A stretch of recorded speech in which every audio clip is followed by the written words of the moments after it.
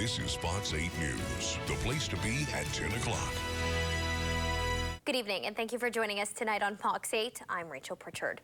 First tonight on Fox, a Blair County organization is coming together to help a local family. Meanwhile, President Trump is meeting with world leaders at the G20 summit in Japan. Continuing our coverage tonight about a train derailment near a popular tourist destination in Blair County. Today, tourists visiting the Horseshoe Curve National Landmark were shocked to see 11 train cars off the tracks. Tonight, we're following a story we brought you back on New Year's Day. The Clearfield County community is mourning. An Ohio man has been arraigned in the deaths of 19-year-old Damian Staniszewski and 32-year-old James Edward Smith. The Penn State University Police Department announced a major staffing change Friday. And families from all across the state traveled to Johnstown this weekend for the 3rd annual Pennsylvania Interscholastic Cycling League mountain bike race in Highland Park. And while many are out celebrating the 4th of July with friends and family, we often forget about the dangers some of those activities pose. What's old is new again in one Cambria County community. The Portage Station Museum is installing bricks that once adorned their street onto the sidewalk at the entrance of the museum. Thousands of Jehovah's Witnesses made the trip to Johnstown this weekend for their annual convention. Thanks so much, guys. 400 people participated in the 9th annual Freedom Ride on Thursday. A really nice day today. Can we expect those nice temperatures to last a bit longer, Bree? Bree, another amazing day outside. When will we sadly see this late summer jump come to an end? To either, Rachel. So what are you going to do? Yeah, I don't know. I just remember when I was a kid, my dad would read me Calvin and Hobbes, and that was really the only comics I ever knew. Other than looking in the newspaper, I can't say right, that, you know. Absolutely. Well, anyway, let's. It's not so, Bree. I don't like thunderstorms. One day. I can live through one day, Bree. Thank you so much, and thank you for joining us. Have a great night. Tim, while first responders say Narcan or naloxone is a great resource for them, it is not always the best option when they arrive on scene. Sometimes just oxygen can help the patient. I didn't know what to expect driving out this afternoon, but what I didn't expect to find was this.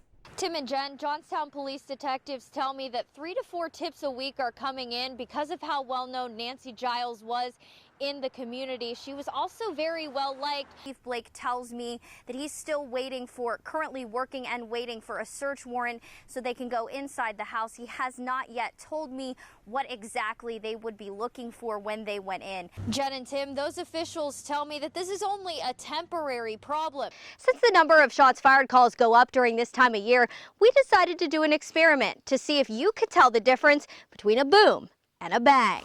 There can be a difference depending on the type of firework and the type of or the caliber of firearm that you use, but more often than not, the sounds are very similar. Let's see if you can tell the difference. First, gunshots. Then, you tell me.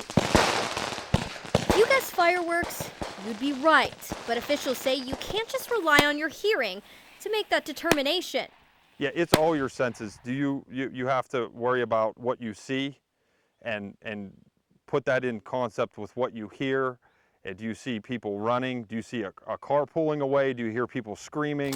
Officers also say when you shoot off fireworks like these, it should also help you tell the difference, since at the end, you get a pretty neat light show. With the fireworks, sometimes they explode and then there's like sparkling afterwards, or different colors. If it's green or blue, then that would be one way to tell. But if you can't tell the difference, officers say, when in doubt, call 911. We never discourage anyone from calling 911 if they're not sure. That's what we were here for. We can go check it out and investigate. And if you're not sure, that's what we do. So we can investigate it and figure out if it's a gunshot, a firework, and deal with it appropriately. Sometimes when a call comes in, 911, what is the address of your emergency? no one is on the other line. 911 hang-up calls, are really categorized as 3 different types of calls. There's a silent 911 call. When we answer the phone and no one is on the other end, they don't say anything. There's an abandoned 911 call, which is whenever somebody hangs up before we actually answer the phone here. And then there is accidental or missed out 911 hang-up calls. To date, Cambria County has answered over 12,000 911 hang-ups. We processed 12,377 911 hang-up calls. That is about 1 in every 6th 911 call we take. And while some are just accidents, others can be much worse. So every call is treated as an emergency. Sometimes for most dispatchers, it just takes that one call where somebody wasn't saying anything on it, and then you called back and you found out the details of what was going on. Those kind of things make every 911 call be a potential for an emergency, and it's just a constant reminder to all the dispatchers. Okay, the paramedics will be dispatched as soon as possible. Dispatchers also use a special system to check for previous calls from your phone number or to your address. They then give that information to police, which helps officers determine if you're actually in danger. And we also use our computer system that we document all of our incidents in. It's called a CAD.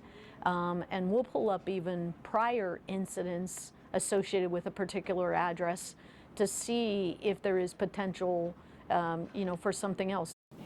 So what do you do if you accidentally call 911? Don't hang up.